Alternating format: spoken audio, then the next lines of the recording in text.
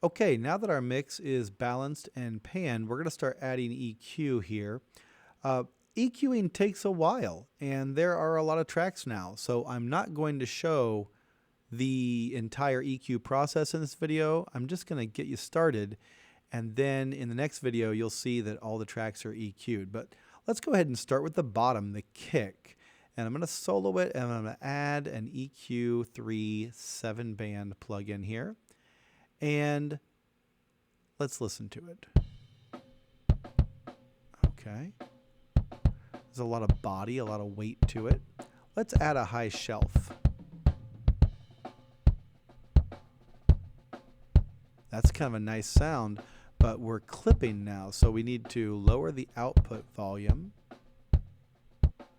Maybe lower the input volume, the gain here rather. Now we get that thumpy body, but we are not clipping.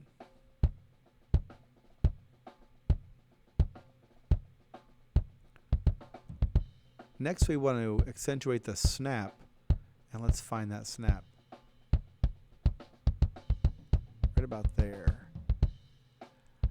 And I'm not going to use this shelf. Let's see if we can take out some mud and make room for the bass.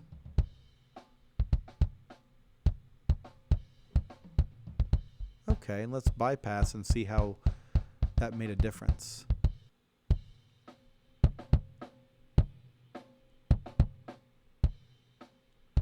Kind of made it more focused, more controlled. Now, instead of adding the other drums in, I'm going to add the bass guitar because the kick and the bass have a special relationship. They're both the low frequency anchors to the mix. And we're going to add an EQ plugin here. And I'll go ahead and keep using EQ3 7-band as my primary EQ in all these because I know that if you have Pro Tools, you have this EQ versus other EQs you may not have. So let's take a listen to this. And the first thing I'm going to do is put a high pass filter on because we don't need these frequencies. The kick drum is taking care of this. It's kind of this buzzy sound. Not sure I like it, but it's there. Let's give the bass some body now in a slightly higher range. Remember, we're going to boost wide, cut narrow.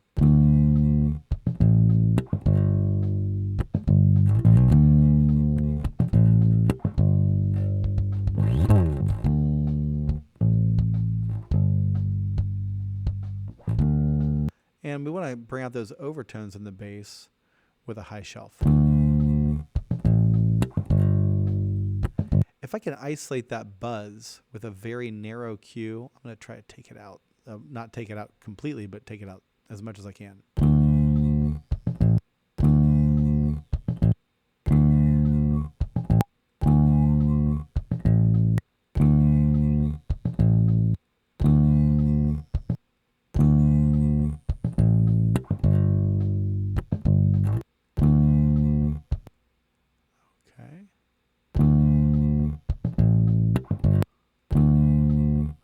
I can't get it all the way out, but I can get some of the more annoying frequencies out of it.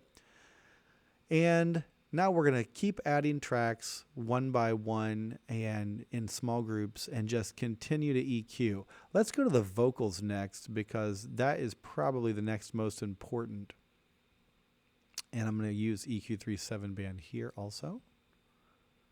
And go to where the vocals come in. You ask for pounds, I give you kilos. First, I can put in a high pass filter and crank that up. He definitely doesn't need any of those frequencies. You ask for pounds, I give you kilos instead. We've a different way of counting the distance up ahead. I screw up the recipes cause my measurements are wrong. So I took out some boxy frequencies here around 600 hertz. And then I'm going to add some definition with this high mid frequency band. You ask for pounds, I give you kilos instead. We've a different way of counting the distance up ahead. I screw up the recipes cause my measurements are wrong. My kilos don't count, and your miles are too long. For you, 20 is freezing, but for me it is warm. I'm the one that's always shouting while you keep calm. You have summer storms, I have winter northern lights. So again, we're just making the frequency range a little more focused. This actually has kind of a similar EQ, I think, to this kick drum without the low boost. And you can see the bass guitar filling in frequencies. So the next thing you have to do is put EQ on every track and sculpt, and remember the 3 C's of EQ, the corrective, cohesive, and if you have a chance to use creative EQ, great.